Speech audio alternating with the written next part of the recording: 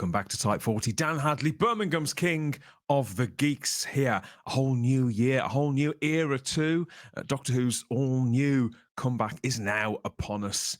Naturally, for better or for worse, we're looking to the future whilst picking over recent on-screen and off-screen happenings. There's so much to say about all of that, all in good time here at Type 40. So yeah, 2024. We're a week and a half into the era of the 15th Doctor, Ncuti Gatwa. He made his first full-length debut, didn't he, on Christmas Day? And it struck me how this means that we are now technically 10 whole incarnations on from my childhood hero, the Doctor, on from my Doctor, as we say. So who's my Doctor? Why, it's the fifth Doctor, of course, Peter Davison there.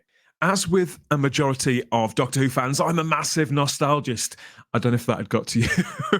Had you received that or not? And this very day, the 4th of January 2024, I couldn't help but notice it's 42 years since Davison first tugged on that cricket jumper on screen to take the lead role in the series. Castrovalva Part 1 aired on BBC One at 6:55 that evening. Yes, so for the first time in the series history, episodes weren't broadcast on Saturday evenings. It went twice a week on Mondays and Tuesdays at around the 6:55, 7 o'clock slot. The first story was written by outgoing script editor Christopher H. Bidmead. Four-parter there with the brand new Doctor and his new crew, his crowded TARDIS, full of brand new, fresh-faced companions too. Now, Davison was just a couple of months short of his 31st birthday when season 19 began, which is the same age that Ncuti Gatwa is now.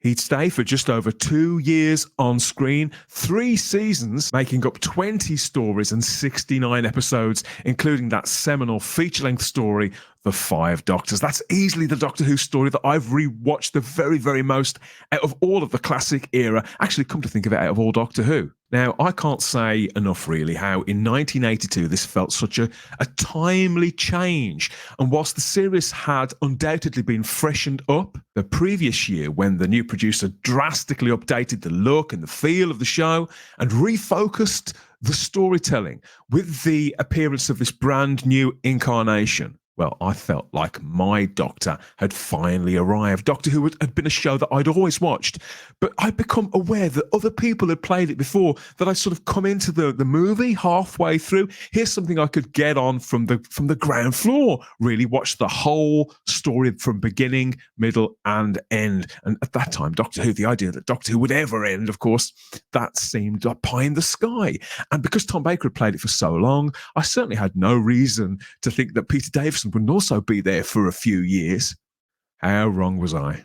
Now, the fifth Doctor for me was kind of like a big brother and father figure all rolled into one. A hero for our times, for the electric 80s. Looking back now, he was kind of a cross, wasn't he, between Luke Skywalker and Arthur Dent from The Hitchhiker's Guide to the Galaxy. Youthful and flawed, heroic and loyal. Davison had doubts, didn't he, about taking the role in the first place following such a long stint by his predecessor. Those doubts didn't show on screen. They still don't. It's a very breathy, preppy, mannered, but gently eccentric performance, leading a further re-energised and repositioned programme with the new time slots and the new cast.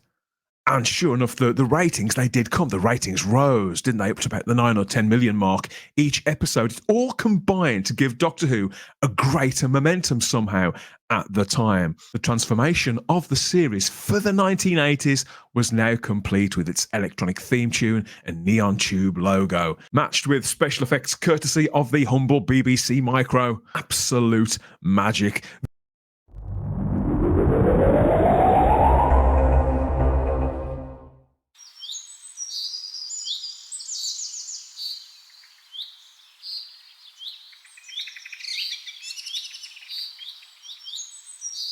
This whole time on Doctor Who turned me from a keen viewer into a full-blown fan. I'll put my hands up, I can't pretend he got me into eating, much less wearing the celery, or even playing cricket. I couldn't stand it then, and it still bores me to tears now. But it was Davison's portrayal of the Doctor, its nuances and rather fearless style of heroism that really conveyed something to me about feeling the fear, as they say, recognizing the danger, making the choice, and accepting the responsibility. Now, 40 years on, all 3 of his seasons stand up really, really well for me. I'm not remotely objective about any of it, and I know that I reserve the right not to be. I'm still pretty confident in declaring that it's all of a pretty consistent standard. And Davison's performance, well, I see new things in it here and there every time I revisit most of these stories. I've been watching and rewatching those 20 stories pretty much all my life. In some cases, it's been re-listening. There's a huge chunk of them that I didn't see for the best part of 10 years. I recorded what I could on audio cassettes, just getting the soundtrack so I could listen to those over and over again. The rest I had to wait to get bootlegs of, or the official VHS releases of in time. You don't know you're born with your iPlayers and Blu-ray sets and all that sort of thing. Each time Peter returns to the role, be it in Time Crash, the Children in Need special from 2007, wasn't it? Or Tales from the TARDIS, I'm touched and I feel 8 years old again. He even made the power of the Doctor almost tolerable, didn't he? Both Peter and Sophie Aldred, they were fantastic in that. They really, really shone. I love them both to bits. So yeah, 42 years of the Fifth Doctor. Cheers, Peter. I'm looking forward to hearing more on audio and maybe seeing more too aboard that memory TARDIS, whatever that is, if there's more tales of the TARDIS on the Whovians space on the iPlayer. But let me know, what's your earliest memories of Peter Davison's Doctor? Were you there too? What's your favourite of those 20 stories? And what's the best audio he's recorded that isn't spare parts? It's great to be back here at Type 40 for the new year. It's not all going to be retro. There's a lot to look forward to. 8 brand new episodes of Doctor Who coming up from May on. There's going to be lots to talk about here across the podcasts and the live streams on Type 40 and Type 40 Live. It wouldn't be the same without you, and nobody does it better. So if you haven't seen it or heard any of that, make sure you like this video, subscribe to the channel, and hit the cloister bell to get all the notifications about what's coming next and when it's coming at you. Happy 42nd birthday to my Doctor, the Fifth Doctor. I'm interested to know what you've got to say about his entire time in the TARDIS. Great to be back. I'll see you in the comments section.